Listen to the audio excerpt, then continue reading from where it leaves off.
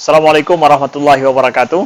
Anda rindu mendengarkan kajian-kajian dari ustadz-ustadz kita dari Aceh? Kunjungi channel YouTube Maulizul Akbar NAD. Subscribe, like, share, komen.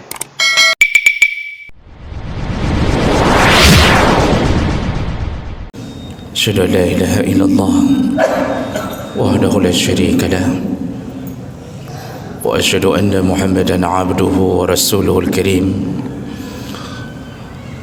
Allahumma salli wa sallim ala nabiyyina al-Mustafa Muhammadin wa ala alihi wa ashabihi ajma'in. Amma ba'd. Rabbi shrah li sadri wa yassir li amri wahlul 'uqdatam min lisani yafqahu qawli. Segala puji bagi Allah, kemudian salawat dan salam kepada Rasulullah, pada keluarga dan seluruh sahabat-sahabatnya. Jemaah salat subuh, bapak-bapak dan ibu-ibu yang Allah muliakan insyaallah. Dalam salah satu hadis riwayat Muslim dari Abi Hurairah radhiyallahu anhu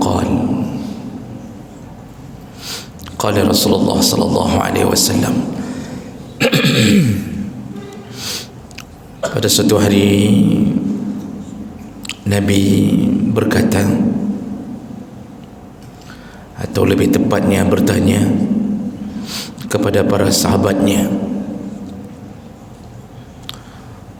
Pertanyaan Nabi, man asbaha minkumul yawma sa'iman. Jadi ketika pada sebuah momen, mungkin selesai solat, tidak disebutkan di sini, Nabi bertanya kepada seluruh sahabat, siapa di antara kalian yang hari ini berpuasa? Faqala Abu Bakr radhiyallahu anhu, ana. Lalu Abu Bakar menjawab, aku ya Rasulullah. Jadi tentu Abu Bakar menjawab bukan ingin menampakkan amalnya, tapi karena menjawab pertanyaan Nabi. Kalau tidak dijawab berarti berbohong. Maka Abu Bakar menjawab bukan karena riya, tapi jawaban di atas pertanyaan Nabi. Jadi pertanyaan pertama Nabi adalah, siapa di antara kalian yang hari ini berpuasa? Tentu yang dimaksud di sini adalah puasa sunnah. Karena kalau puasa Ramadan tidak mungkin begitu pertanyaannya. Tidak mungkin siapa yang berpuasa hari ini, karena pasti wajib berpuasa. Nah, Abu Bakar menjawab, saya ya Rasulullah. Artinya beliau sedang berpuasa sunnah. Dan ini memang salah satu daripada amalan yang hendaknya dilazimkan walaupun bukan wajib. Orang-orang yang sering berpuasa sunnah sama seperti posisi orang yang sering melakukan salat sunnah. Dalam satu hadis disebutkan di akhirat nanti, ketika Allah menanyakan kepada malaikat tentang hisab seorang hamba, apakah orang ini salat? Malaikat menjawab, salat ya Allah. Apakah salatnya sempurna? Jawab malaikat, tidak ya Allah, ada bolong-bolongnya yang dimaksud. Maksud ada bolong-bolong, tidaklah khusyuk, tidak bisa 100% sempurna. Lalu Allah mengatakan, apakah hamba ini ada salat sunnahnya? Malaikat menjawab, ada ya Allah. Qabliyah, ba'diyah, ada ya Allah. Lalu Allah mengatakan, kalau begitu tutupilah kekurangan salat wajibnya dengan salat sunnahnya. Jadi fungsi salat sunnah itu selain pahala yang besar, menutupi kekurangan pada salat wajib. Lalu di ujung hadis disebutkan, begitu pula semua amal yang lain. Jadi kalau kita ada kekurangan-kekurangan ya, pada Ramadan sedikit-sedikit yang tidak membatalkan puasa Ramadan, maka semua pahala puasa sunnah bisa menutupi kekurangan itu. Itu disebutkan di ujung hadis. Begitu pula dengan semua amal ibadah yang lain. Nah, jemaah mereka Allah Subhanahu wa taala, orang yang sering berpuasa sunnah, ya, kalau Ramadan memang sudah luar biasa ketetapan Allah di atasnya. Orang yang sering berpuasa sunnah, sering lapar di dunia, maka dia akan kenyang di akhirat. Orang yang sering menahan laparnya karena Allah, maka dia akan bahagia di akhirat juga karena pemberian Allah. Makanya salah satu konsep akhirat itu ya makan-makan. Coba baca ayat, baca hadis, semua kesenangan surga itu tidak lepas daripada makan, minum. Jadi kerja cuma makan, minum. Nanti salah satu lagi syahwat seksual. Jadi itu Allah balas. Kenapa? Karena pada makan, minum dan seksual itu yang paling berat ditahan hamba di dunia.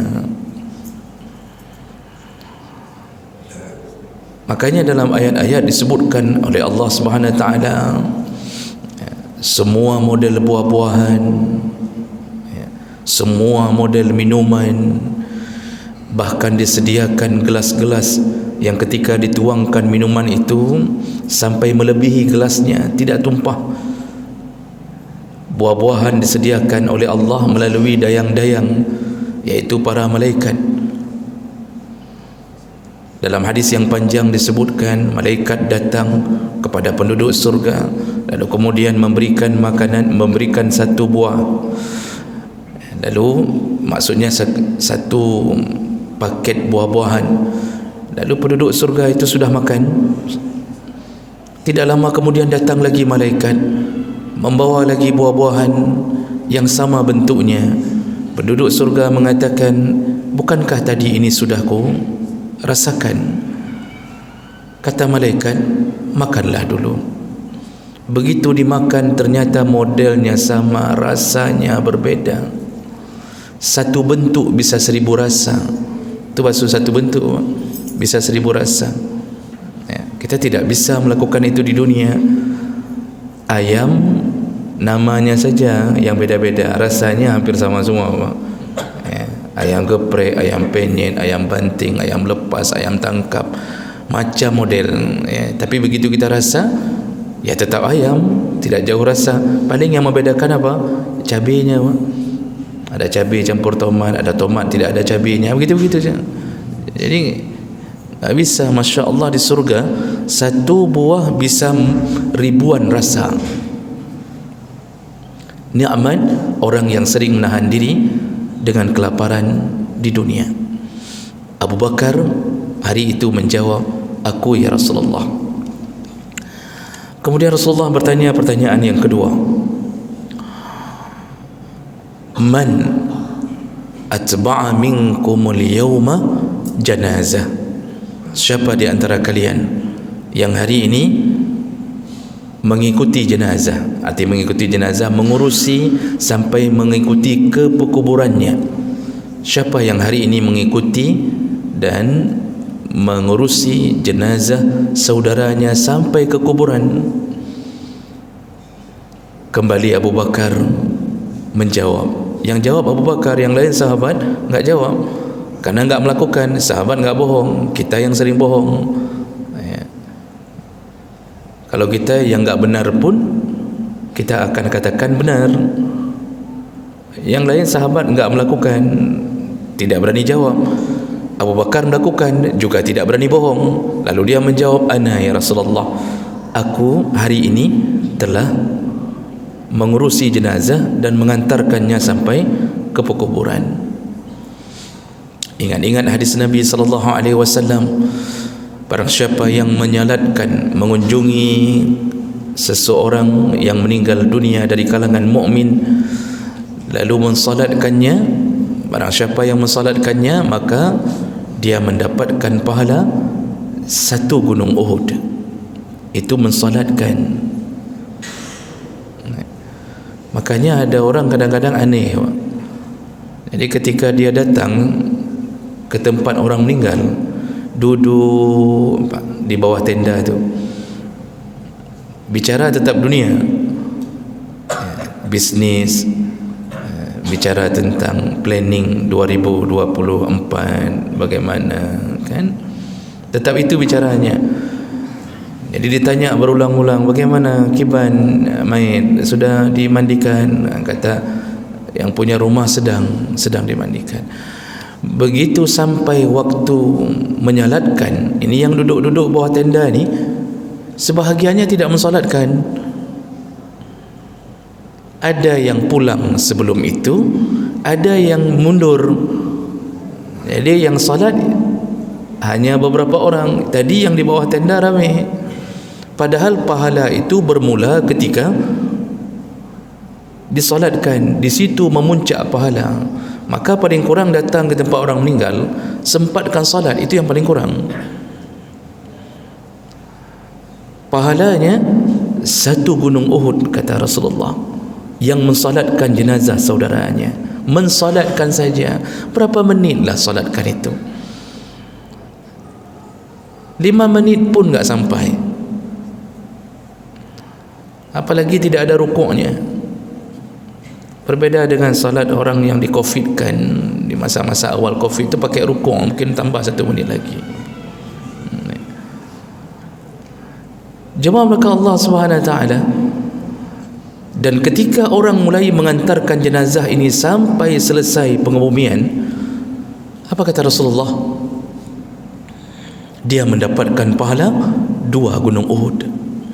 Masya Allah, hanya waktu 1 jam kita bersama dengan jenazah terakhir sekali, sampai kita tunggu diselesaikan semua urusannya, dapat pahala 2 gunung Uhud. Begitu besarnya pahala mensolatkan jenazah, mengiringi jenazah, lalu mendoakannya ketika awal-awal dikuburkan. Itu disuruh doakan, terutama pada ahli keluarga. Sampai Imam Syafi'i dikutip oleh Imam Nawawi di dalam Riyadhus Salihin, perkataan Imam Syafi'i dalam kitab Al-Um, itu ahli keluarga itu sebaiknya jangan pulang dulu mengikuti rombongan yang pulang. Bacakanlah Quran di hadapannya, dan khatam lebih baik, kata Imam Syafi'i. Kalau bisa khatam di situ lebih baik. Tapi itu dilakukan di awal-awal pengebumian. Kenapa? Sangat-sangat menolong keadaan jenazah. Dan itu cocok dengan hadis Nabi sallallahu alaihi wasallam yang disuruh Nabi ketika selesai mengumikan jenazah, beliau mengatakan, doakanlah sahabatmu fa innahu yus'al, karena dia sedang ditanya. Ya. Jadi disuruh doakan, salah satunya ahli keluarga yang paling berperan. Anak, ayah, adik, itu jangan pulang dulu. Kapan ditanya itu? 7 langkah penziarah berangkat, langsung malaikat mulai bertanya. Nah, pemahaman 7 langkah itu adalah kiasan begitu cepatnya pertanyaan. 7 langkah sudah ditanya. Kita masih berada di area itu, 1 orang pulang 7 langkah sudah ditanya. Itu kiasan begitu cepatnya datang malaikat menguji kita. Jadi bukan bermakna bahawa kalau enggak pulang-pulang dari situ enggak datang-datang malaikat. Karena ada yang mencoba memahami seperti itu. Ini melecehkan malaikat, Pak. Begitu malaikat datang, "Tang naura engkau?" Enggak ditanya, mundur lagi malaikat. Datang lagi, "Masih ada orang kau?" Mundur. Ini melecehkan malaikat. Ya. Jadi begitu besarnya pahala mengurusi jenazah saudara kita. Besar sekali. Dan itu dilakukan oleh Abu Bakar. Lalu Nabi melanjutkan pertanyaannya di hadapan para sahabat. Pertanyaan ketiga Nabi, "Man at'ama minkumul yawma miskinan?" Siapa di antara kalian yang hari ini memberi makan orang miskin. Siapa yang sudah memberi makan orang miskin hari ini? Sahabat terdiam. Kembali Abu Bakar yang menjawab, ana ya Rasulullah, aku ya Rasulullah. Abu Bakar terkenal dengan ahlu sedekah. Ketika Nabi hijrah, satu-satunya sahabat menghabiskan semua harta Abu Bakar. Dalam riwayat disebutkan Abu Bakar hanya meninggalkan satu karung goni, isinya bebatuan. Ayahnya Abu Quhafah itu sudah buta matanya di penghujung umur yang sangat renta. Anak Abu Bakar Asma, Asma yang berbeda mama dengan Aisyah, itu ketika ditanya oleh Abu Quhafah, Abu Bakar telah berangkat ke Madinah menemani Rasulullah. Kata Asma, apa yang ditinggalkan ayahmu wahai Asma untuk kita makan? Asma membawa karung itu. Jadi karung itu diisi macam-macam, dibuat tebal, diraba-raba oleh Abu Quhafah. Kata Asma, masih ada ya, tenang saja, masih ada isi di dalam. Padahal batai, Pak. Ketika ditanya oleh Rasulullah, apa yang kau tinggalkan untuk keluargamu wahai Abu Bakar? Kata Abu Bakar, Allah dan Rasulnya. Ku tinggalkan mereka kepada Allah dan Rasulnya. Begitu dahsyatnya iman Abu Bakar. Umar bin Khattab memberikan setengah harta. Kata Umar, aku tidak sanggup seperti Abu Bakar. Jadi masih tersisa. Kalau kita kasih ini semuanya, ini isteri makan apa nih, anak makan apa? Tapi Abu Bakar bulat imannya. Kuserahkan mereka kepada Allah dan Rasul. Makanya Rasulullah mengatakan pada suatu kesempatan tentang pintu-pintu surga, begini dan begini. Di surga itu ada pintu jihad, pintu sedekah, pintu untuk orang puasa, pintu orang yang solat tengah malam. Jadi ada VIP-nya. Dipanggil kita ini sesuai dengan amal yang paling banyak. Kita ini Bapak Ibu tidak mampu beramal dengan semua amal sekaligus. Ada yang ahli tahajud tapi lumayan kriat. Tahajud tiap malam, jemaah luar biasa, tapi krit juga okey. Itu lewat celeng masjid maksimal cuma 2,000. Itu pun hari Jumaat saja. Berarti dalam sebulan cuma 8,000 modal dia. Jemaah tiap hari. Ada yang selalu berjamaah tidak pernah wakaf ke masjid. Ada yang wakaf ke masjid tidak pernah berjamaah. Yang wakaf siapa? Fulan. Pernah ke masjid? Enggak pernah, dia cuma wakaf-wakaf saja. Jadi amal itu bisa berbeza-beza. Lalu di ujung hadis itu Abu Bakar bertanya ke Rasulullah, ketika Rasulullah menggambarkan surga itu ada pintu ini, pintu itu. Lalu Abu Bakar dengan polosnya bertanya ke Rasulullah, ya Rasulullah, adakah orang yang dipanggil-panggil dari semua pintu? Pintu sedekah manggil dia, kena kajak kata muang kena, ikah kena kementang. Pintu jihad juga panggil, pintu salat tahajud panggil, pintu puasa panggil. Kata Rasulullah, ada wahai Abu Bakar. Dan aku berdoa kepada Allah, engkaulah salah satu yang direbut-rebut oleh pintu surga. Dahsyat amalan Abu Bakar. Makanya Rasulullah mengatakan, seandainya aku diizinkan memilih kekasih seperti Musa memilih Harun, maka Abu Bakarlah kekasihku. Di situ dalam hadis yang kita bacakan di awal tadi, ketika Rasulullah bertanya siapa yang sudah berikan makan orang miskin hari ini, Abu Bakar menjawab, ana ya Rasulullah, aku. Dalam salah satu riwayat, Umar bin Khattab menceritakan Abu Bakar ini setelah selesai salat subuh, dia menghilang, tidak tahu ke mana. Jadi sahabat penasaran, ini Abu Bakar selalu menghilang setelah salat subuh. Akhirnya pada suatu hari dikuntit oleh Umar bin Khattab, dilihat, lalu diikuti diam-diam. Ternyata Abu Bakar menuju ke satu rumah gubuk di tengah padang pasir. Padang pasir itu kan gelap sekali, Pak. Sama seperti kita berada di tengah laut, berada di tengah padang pasir. Tidak ada cahaya dalam gelap begitu. Nah, Abu Bakar menuju ke situ, Umar bersembunyi di balik salah satu batu. Ditunggu kira-kira sekitar setengah jam, Abu Bakar kembali keluar. Setelah Abu Bakar keluar, Umar mendekati rumah itu. Lalu dia ucapkan salam dan diizinkan masuk. Ternyata di dalamnya seorang nenek tua. Dalam satu riwayat, ada yang mengatakan riwayat lain seorang yang lumpuh. Lalu Umar berkata, tahukah engkau siapa yang tadi datang kepadamu? Kata nenek itu, tidak tahu. Dia setiap hari datang. Lalu apa yang dilakukannya? Tanya Umar. Dia membawakan makanan untukku, lalu memasakkannya dan menyediakannya, menghidangkannya kepada aku sampai selesai aku makan, lalu kemudian baru dia pulang. Setiap hari, setiap pagi. Umar tidak memberitahu bahwa itu adalah presidennya. Umar itu masa setelah Rasulullah kejadian itu. Umar tidak kasih tahu ke nenek itu bahwa yang datang itu khalifah, dia itu presidenmu. Maka dari dulu presiden memang suka mengunjungi rumah orang-orang miskin. Hari ini presiden juga suka, tapi mendekati 2024 baru kejalong. Jawab mereka Allah Subhanahu wa taala. Keluar dari rumah itu, Umar terurai air matanya. Lalu dia berkata kepada sahabat yang lain, sungguh wahai Abu Bakar, engkau telah menyusahkan orang setelahmu. Apa maksudnya menyusahkan orang setelahmu?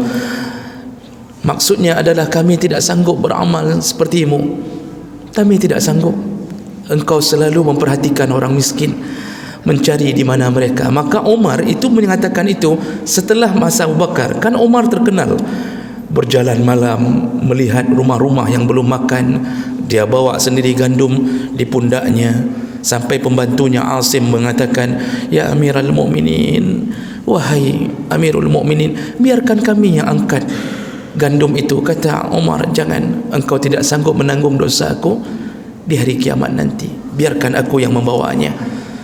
Berdahsyat Umar itu, sedekahnya dahsyat.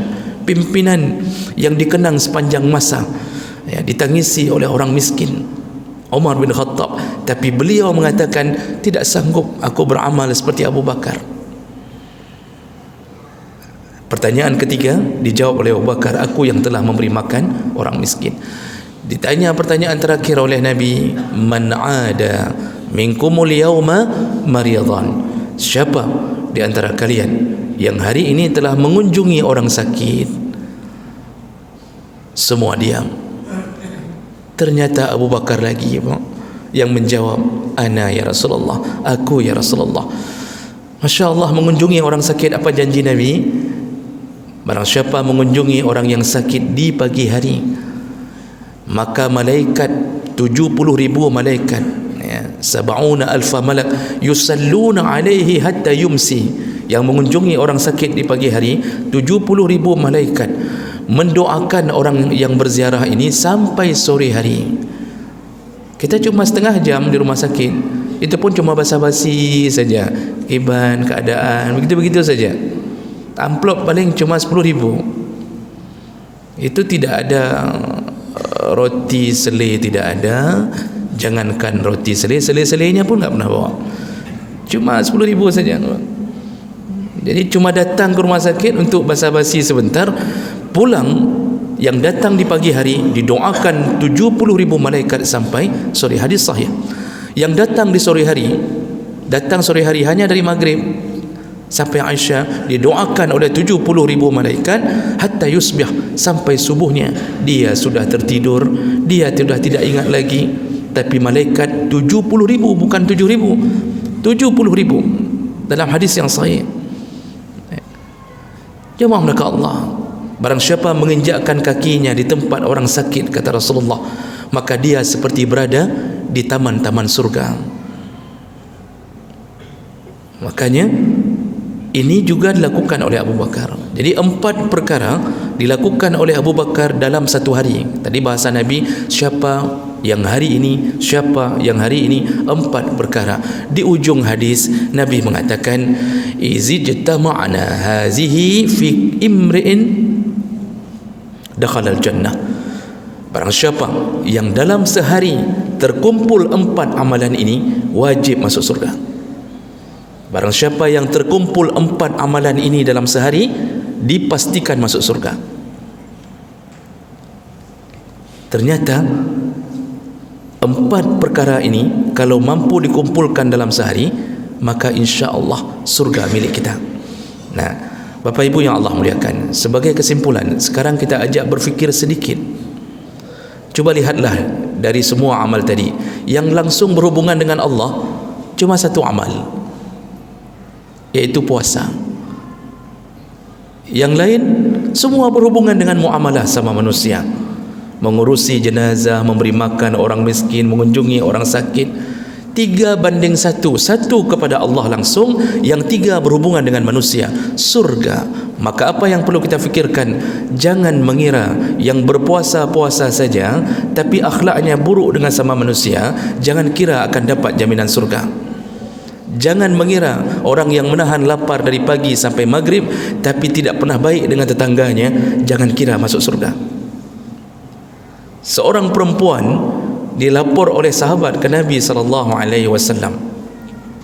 ya Rasulullah, ada perempuan taqumul lail wa tasumul nahar, dia salat malam, siang puasa, walakin tu'zi jiranaha, tetapi mulutnya menyakiti tetangganya. Apa jawaban Nabi?